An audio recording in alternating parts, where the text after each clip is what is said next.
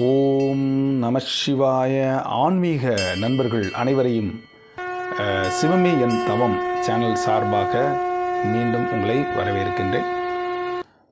நம்முடைய சேனலில் சிவ சின்னங்களை பற்றியும் சிவனுடைய வரலாறை பற்றியும் 63 நாயன்மார்களை பற்றியும் தொடர்ந்து பதிவிட்டுக்கிட்டே வந்தோம்.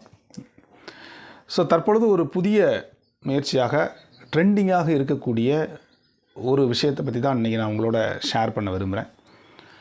எல்லாருக்கும் தெரியும், மரங்களில் காடுகளில் காணப்படக்கூடிய மரங்களில் பல வகையான மரங்கள், உறுதித்தன்மை உடைய மரங்கள் உண்டு.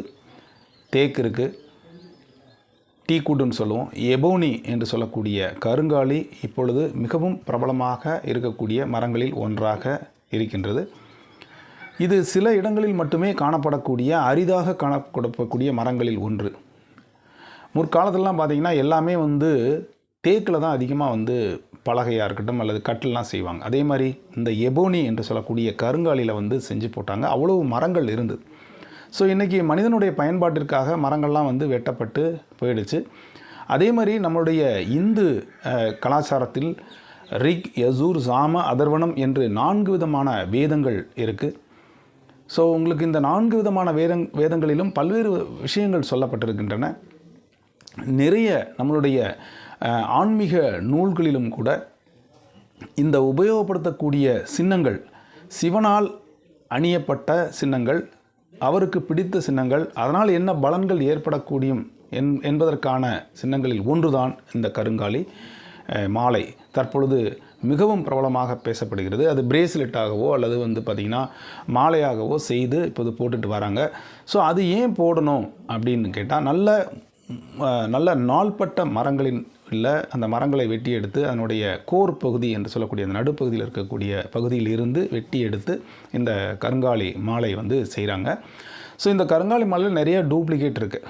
அதை கண்டுபிடிப்பது மிகவும் சிரமமாக இருக்கும். ஏன்னா அவ்வளவு பாடம் பண்ணிடுறாங்க. ஆனால் சில இடங்களில் மட்டுமே கிடைக்கக்கூடிய இந்த கருங்காலி மாலை மிகவும் புகழ்பெற்றது.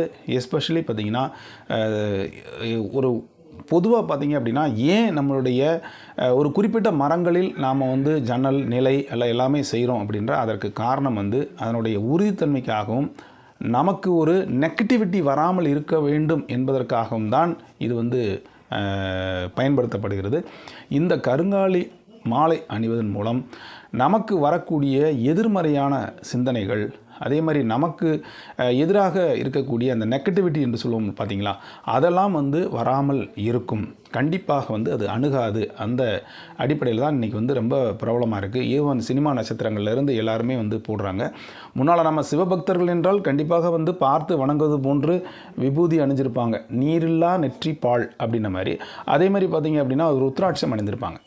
அப்போ ருத்ராட்சம், துளசி மாலை ப்ளஸ் இப்போது புதுசாக சேர்ந்திருக்கக்கூடிய அந்த கருங்காலி மாலை, இந்த 3ம் தான் பார்த்திங்கன்னா இன்றைக்கி ட்ரெண்டிங்காக இருக்கக்கூடியது. அந்த கருங்காலி மாலையினுடைய மிகப்பெரிய அந்த கருங்காலி கட்டையினுடைய சிறப்புகள் எண்ணற்றவை என்று சொல்லலாம். சுருக்கமாக சொன்னால் இதனுடைய ஸ்பெஷாலிட்டியே என்னென்னா, நாம் உடலில் அணிவதன் மூலம் பல்வேறு விதமான நமக்கு நோய் எதிர்ப்பு சக்திகள் வருகிறது, நெகட்டிவிட்டியை ஸ்டாப் பண்ணுது, ஒரு நேர்மறையான சிந்தனையை வருகிறது.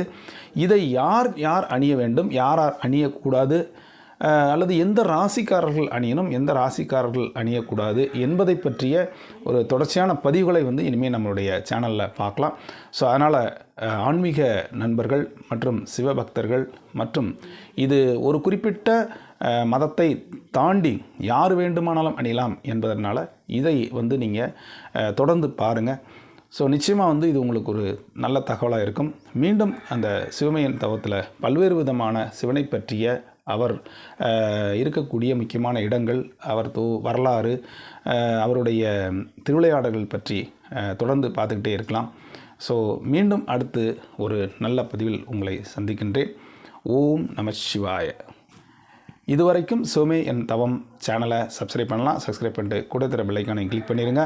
ஆளுங்கிற ஆப்ஷனை மறக்காமல் செலக்ட் பண்ணுங்கள். ஆன்மீக நண்பர்கள், உங்கள் குடும்ப நண்பர்கள், உங்கள் வீட்டில் உங்கள் எல்லாத்துக்கும் இதை ஷேர் பண்ணுங்கள், லைக் பண்ணுங்கள், கமெண்ட் பண்ணுங்கள். மீண்டும் சந்திக்கலாம். நன்றி, வணக்கம். ஓம் நம சிவாய.